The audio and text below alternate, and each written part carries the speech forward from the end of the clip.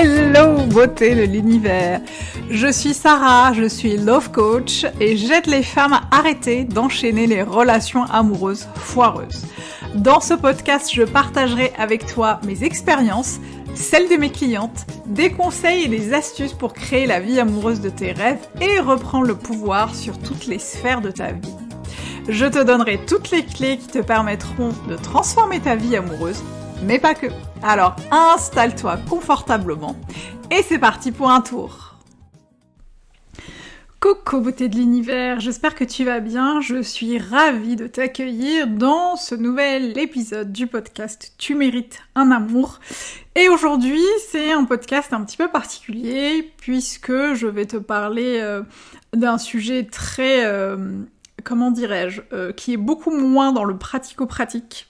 Ça va être un podcast un peu, classé peut-être dans la catégorie motivation, mindset. Je vais partager pas mal de mon expérience. Et c'est un sujet qui me tient particulièrement à cœur parce que j'ai moi-même traversé quelques moments assez difficiles cet été.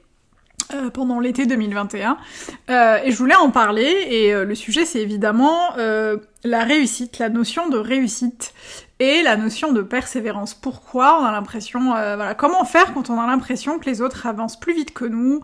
Comment faire pour rebondir quand il y a des échecs? Je mets les échecs entre guillemets parce qu'on y reviendra tout à l'heure, mais quand il y a des échecs, notamment au niveau professionnel, comment faire pour rebondir quand on a juste envie de tout plaquer, de se mettre sous la couette et de regarder Netflix?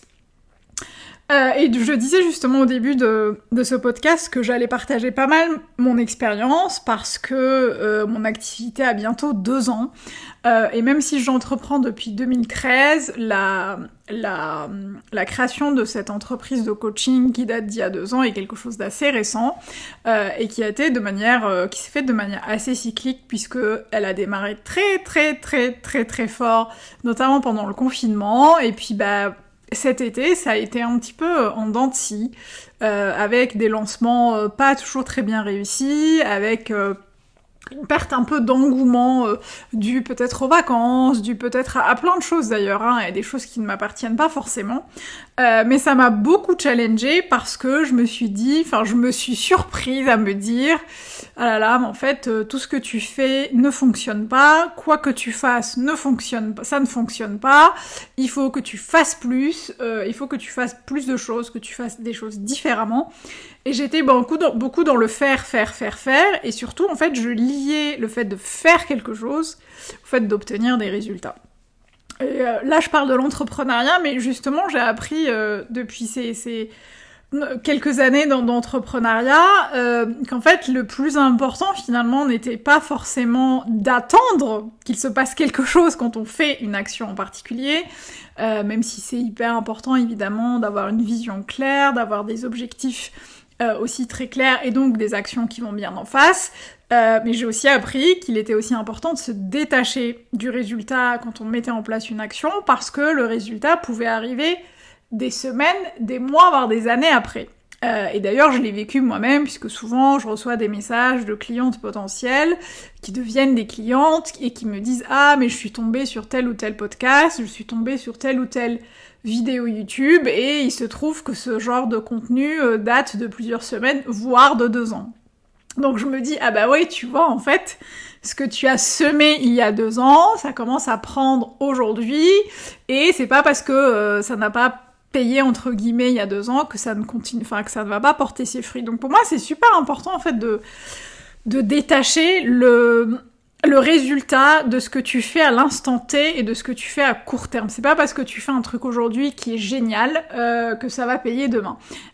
Et ça me fait penser à un autre truc aussi, c'est qu'on va avoir tendance aussi à penser que parce que notre contenu, notre coaching, notre formation, notre service, notre produit est génial, et donc comme il est génial, si personne ne l'achète, on fait de la merde. On est de la merde, on sert à rien, on lâche tout et on s'en va. Et là aussi, pour moi, c'est super important de vraiment de dissocier le résultat de la valeur qu'a ton produit ou ton service. Personnellement, je crois vraiment dans le fait que mes services aident des femmes à transformer leur vie amoureuse. Je reçois et j'ai reçu encore dernièrement plein de témoignages, notamment des témoignages vidéo. D'ailleurs, je te mettrai le lien si ça t'intéresse dans la description du podcast, des témoignages vidéo de mes clientes d'amour qui me disent ô combien mes services les ont aidés à avancer. Et je crois vraiment dans mes services. Je les ai créés pour la Sarah d'il y a 10 ans, je les ai créés avec tout mon cœur, je les ai créés avec des techniques, des méthodes et des outils qui fonctionnent. Donc je sais que ça fonctionne. Mais c'est vrai que parfois on a tendance à se dire je comprends pas en fait mon service il est génial, mon produit il est génial et pourtant je n'ai pas la réussite que je mérite. Et c'est pour ça, encore une fois, que c'est important de se détacher du résultat à l'instant T, à court terme. De se dire, bah, en fait, si je sème des choses aujourd'hui, bah, elles finiront forcément par payer dans quelques jours, dans quelques semaines, dans quelques mois, dans quelques années. Et je pense que y a beaucoup de gens qui abandonnent en cours de route. Il y a beaucoup de gens qui laissent tomber le process, qui ne croient pas dans le process, parce que ils partent du principe que parce que c'est génial ce qu'ils font, il faudrait que ce soit payant, il faudrait que que le résultat arrive tout de suite. Et ça ne marche pas comme ça. Et d'ailleurs, c'est le cas, je fais le parallèle avec la vie amoureuse ou la vie financière ou la vie pro, même si même si c'est dans le salariat par exemple. Pour moi, c'est important de comprendre que on est sur des chemins, on est tout seul en fait sur notre chemin. Tu es toute seule sur tes rails. Et donc, il y a personne à dépasser, et personne ne va te dépasser, puisque t'es toute seule, t'es tranquille sur tes rails, tu regardes le paysage, tu peux même faire des pauses si t'en as envie, parce qu'encore une fois, il y a personne derrière toi et personne devant toi. Et je sais qu'on va avoir beaucoup tendance à se comparer, à regarder ce que font les autres, à se dire, oh là là, j'y arriverai jamais parce que une telle ou un tel a avancé plus que moi, plus vite que moi, et je trouve dommage de comparer son chapitre 0 au chapitre 12 des gens, parce que on n'a pas les mêmes réalités, on n'avance pas avec les mêmes bagages, on n'avance pas dans le même environnement, on n'avance pas avec les mêmes traumas, on n'avance pas avec le même environnement, ça je pense que je l'ai dit, mais du coup c'est important de prendre en compte le fait qu'on a notre propre unicité, notre propre chemin, et qu'il est important d'avancer à son rythme et de croire encore une fois dans ce qu'on est en train de mettre en place. C'est une discussion que j'ai eue il y a quelques jours avec mon mari, parce que quand je me sens patra, que c'est un peu down, que j'ai l'impression justement de travailler entre guillemets pour rien et que j'ai l'impression qu'en fait rien ne fonctionne, je vais souvent aller le voir, je pleurais un peu sur son épaule et il y a quelques jours il m'a dit quelque chose que je trouvais hyper intéressant. Il m'a dit, écoute, il m'a rappelé ça, il m'a dit, je pense que tu accordes beaucoup trop d'importance, tu lis beaucoup le résultat, l'action que tu mets en place, alors qu'en fait, ce qui va être important, c'est vraiment de garder cette foi. C'est comme les gens qui croient en Dieu, les gens qui croient en une force suprême, les gens qui croient en l'univers, peu importe, tu peux y mettre ce que tu veux. Les gens qui croient à ça, bah, ils n'ont pas besoin de voir. Ils croient parce que la foi est très forte.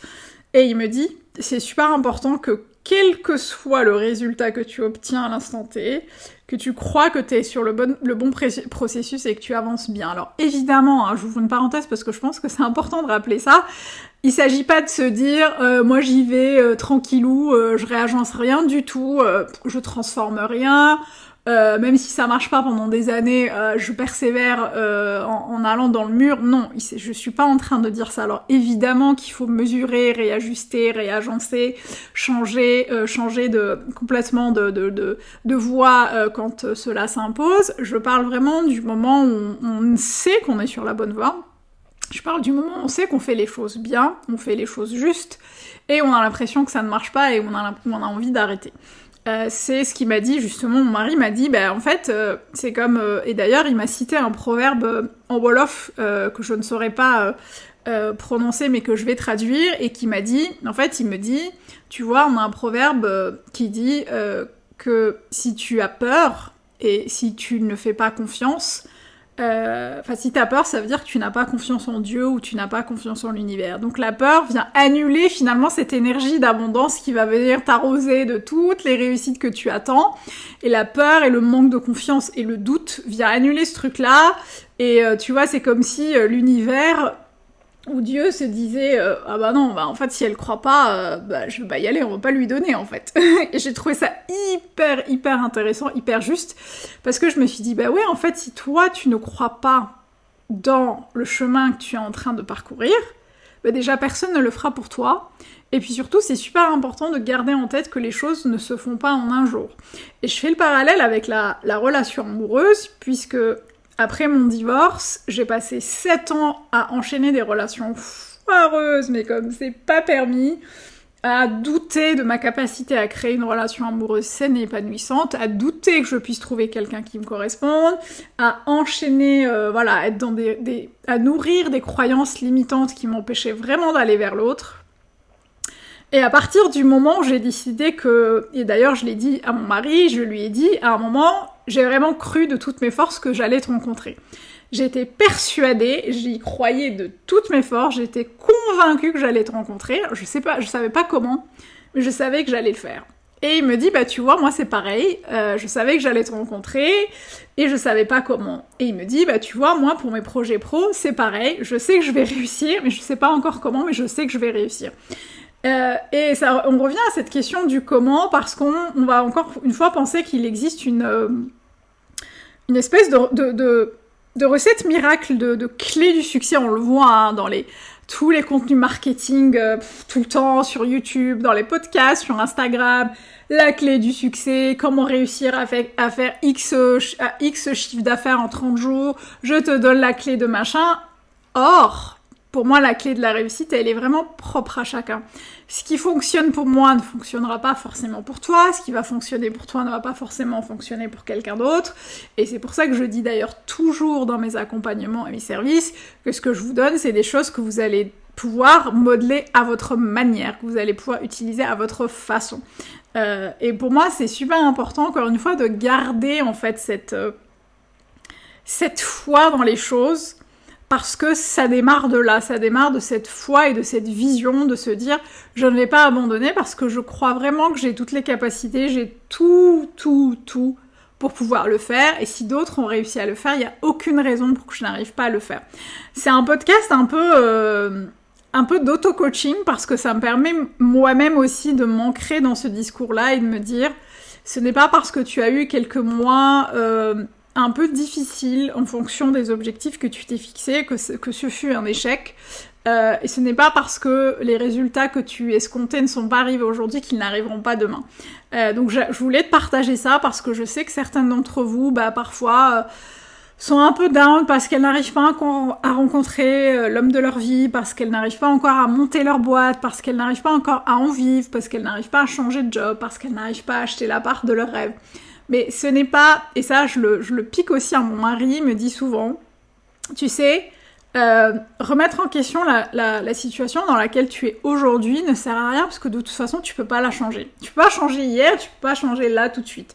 En revanche, tu peux mettre en place des actions pour que demain change et pour que tu puisses aller vers quelque chose qui te correspond. Et donc du coup, ça sert à rien de dire ah mais si j'avais su, ah si j'avais pu, parce que tu ne peux pas revenir en arrière. Donc ce qui va être super important, c'est vraiment de te dire ok, mon passé ne me définit pas, je vais avancer vers ce qui me tient à cœur, vers ce qui m'anime, vers ce qui me fait vibrer. Je vais surtout continuer à m'accrocher à cette foi, à m'accrocher à ce qui me fait vibrer en ayant une vision très claire de là où je veux aller. Et tu verras que finalement le comment, tu vas le trouver, tu vas le construire et tu vas te l'approprier au fur et à mesure. Donc voilà, c'était vraiment quelques mots très personnels et très intimes que je voulais partager avec toi, parce que c'est important pour moi de se motiver, de se booster de temps en temps quand il y a des petites baisses de morale. Si c'est quelque chose qui t'a parlé, n'hésite pas à me faire un petit commentaire, à me dire ce que tu en as pensé, à me dire peut-être quelle chose toi tu mets en place pour te booster, pour suivre ton énergie, pour suivre tes rêves. Et si tu as envie de continuer l'expérience avec moi, si tu as envie de recevoir des conseils et des contenus comme celui-là, eh bien sache que j'ai une love letter, hein, c'est une newsletter que j'envoie toutes les 2 semaines à mes beautés de l'univers. Si tu as envie de nous rejoindre, eh bien je vais te mettre le lien dans la description du podcast, et en plus tu vas recevoir un joli cadeau de bienvenue, donc n'hésite pas à nous rejoindre. Et puis surtout, chez moi, tu viens quand tu veux, tu pars quand tu veux, si t'es saoulé, tu te barres, il n'y a aucun souci. Je serai ravie de t'accueillir parmi nous, et je te retrouve la semaine prochaine. Et n'oublie pas, tu mérites tout un amour, et moins que ça, tu prends pas.